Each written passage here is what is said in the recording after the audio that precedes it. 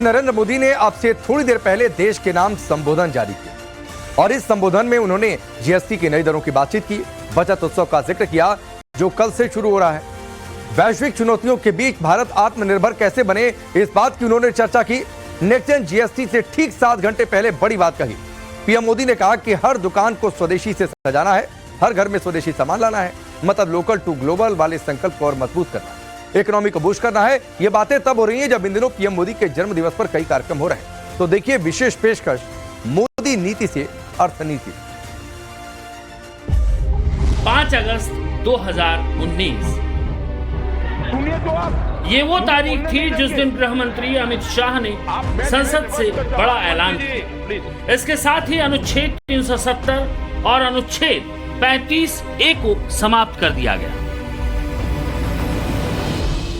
राष्ट्रपति संसद की सिफारिश पर यह घोषणा करते हैं कि वह दिनांक जिस दिन भारत के राष्ट्रपति द्वारा इस घोषणा पर हस्ताक्षर किए जाएंगे और इसको सरकारी गजट के रूप में प्रकाशित किया जाएगा, उस दिन से उक्त अनुच्छेद 370 के सभी खंड लागू नहीं होंगे। एक बार फिर प्रधानमंत्री मोदी का दृढ़ संकल्प सामने दिखा। कुछ ही महीने पहले उनकी पार्टी को रिकॉर्ड बहुमत मिला था और बीजेपी ने 303 सीटें जीती थी। 5 अगस्त के फैसले को न्यायिक मान्यता मिली और सुप्रीम कोर्ट ने भी इसे बरकरार रखा।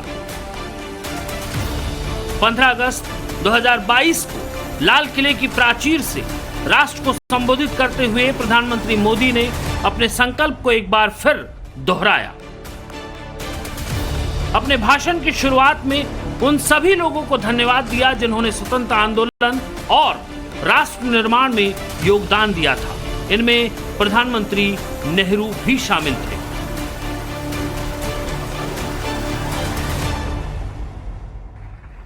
आजादी का जंग भी लड़ने वाले और आजादी के बाद देश बनाने वाले भी,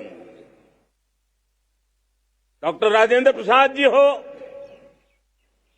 नेहरू जी हो, सरदार वल्लभ भाई पटेल, श्यामा प्रसाद मुखर्जी, लाल बहादुर शास्त्री, दीनदयाल उपाध्याय, जयप्रकाश नारायण, राम मनोहर लोहिया, आचार्य विनोबा भावे, नानाजी देशमुख, सुब्रमण्यम भारती, अनगिनत ऐसे महापुरुषों को आज नमन करने का अवसर है। पीएम मोदी ने आजादी के अमृत काल में 5 प्रण का आह्वान किया। विकसित भारत की खोज, गुलामी की मानसिकता से मुक्ति, अपनी विरासत पर गर्व, एकता और एकजुटता, राष्ट्र के प्रति नागरिकों का कर्तव्य। लेवल पर मोदी सरकार ने पिछली सरकारों से बेहतर प्रदर्शन किया। चाहे वो मुद्रास्फीति को नियंत्रण में रखना हो, प्रति व्यक्ति हाई जीडीपी, प्रत्यक्ष विदेशी निवेश, हवाई अड्डों का निर्माण, देश की हाइड्रो इलेक्ट्रिक पावर का विस्तार, न्यू एनर्जी कैपेसिटी को दोगुना करना हो या अन्य बाकी सेक्टर हो, कल्याणकारी योजनाओं को बेहतरी से जमीन पर उतारने के साथ साथ 2017 में जीएसटी अधिनियम का पारित होना भी एक प्रमुख उपलब्धि रही। लेकिन इस दौरान कई चुनौतियां भी रही। 2016 में काले धन के खिलाफ सर्जिकल स्ट्राइक कही जाने वाली नोटबंदी की घोषणा से जनता को परेशानी हुई और इसका असर देश की इकोनॉमी पर भी पड़ा।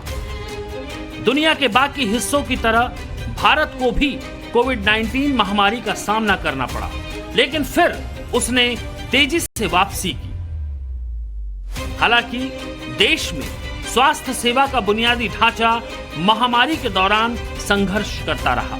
इसे मजबूत करने पर नए सिरे से काम किया गया और प्रधानमंत्री मोदी के नेतृत्व में भारत अब दुनिया की चौथी सबसे बड़ी अर्थव्यवस्था बन गया। आज भारत की अर्थव्यवस्था और आर्थिक स्थिति को देखिए। पूरी दुनिया आश्वस्त है। इतनी अस्थिरता के बीच आशा की किरण बना हुआ है भारत का फाइनेंशियल डिसिप्लिन, भारत की फाइनेंस की ऊर्जा। संकट के घेरे में जब अर्थव्यवस्था पड़ी हुई है, तब भारत ही उसे बाहर निकलेगा, ये भरोसा दुनिया में पनपा है। आज इन्फ्लेशन कंट्रोल में है, फॉरेन एक्सचेंज रिजर्व हमारे बहुत मजबूत है।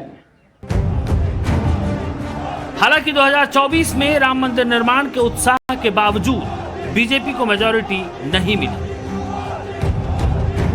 एनडीए को बहुमत के आंकड़े तक पहुंचने के लिए टीडीपी और जेडीयू का साथ लेना पड़ा। विपक्ष ने बार बार मोदी सरकार पर विपक्षी नेताओं के खिलाफ केंद्रीय जांच एजेंसियों के दुरुपयोग का आरोप भी लगाया, चाहे वो झारखंड में हेमंत सोरेन हो या दिल्ली में अरविंद केजरीवाल। लेकिन बीजेपी का कहना है कि एजेंसियां स्वतंत्र रूप से काम कर रही हैं। ये एक गंभीर विवाद का विषय बना हुआ है, जिसने राजनीति को बुरी तरह से बांट दिया है। सीबीआई और ईडी जैसी चीज नहीं है, वो बीजेपी का औजार है, वो बीजेपी के कंट्रोल में है। हिंदुस्तान में जो हमारे इंस्टीट्यूशंस हुआ करते थे, वो आज इंस्टीट्यूशंस हिंदुस्तान के नहीं है। चाहे वो इलेक्शन कमीशन हो, चाहे वो सीबीआई हो, ईडी हो, ये सब हो, ये अब बीजेपी और आरएसएस के हथियार हैं। समन कोई रैंडमली नहीं भेजती है कि आपके घर समन भेज दिया, उनके घर समन भेज दिया। किसी भी संबंध में ईडी अगर समन भेजती है तो वो तथ्यों के आधार पर, एविडेंस के आधार पर, उसके आधार पर ईडी समन भेजती है। आरोप लगते हैं और हट भी जाते हैं, लेकिन उपलब्धियां बनी रहती हैं। बतौर प्रधानमंत्री 11 वर्ष के उनके कार्यकाल में और भी कई उपलब्धियां हासिल करने की उम्मीद है। बीजेपी ने 2024 के लोकसभा चुनाव के बाद महाराष्ट्र, हरियाणा और दिल्ली के विधानसभा चुनाव में शानदार जीत हासिल की। निसंदेह मोदी के लिए सबसे बड़ी उपलब्धि जनता के साथ उनका गहरा व्यक्तिगत जुड़ाव है, जो उनकी बातों से भी झलकता है। साथ ही हर महीने मन की बात जैसी उनकी पहल और पद्म पुरस्कारों से सम्मानित सभी क्षेत्रों के असली नायकों को प्राथमिकता देने में स्पष्ट दिखाई देता है। ये ऐसे संकेत हैं जो मायने रखते हैं और जिन्होंने प्रधानमंत्री और जनता के बीच घनिष्ठ संबंध स्थापित किए हैं। उनकी अखिल भारतीय अपील उनकी सबसे बड़ी खूबियों में से एक है। निसंदेह मोदी का युग परिवर्तनकारी रहा है। Bureau report.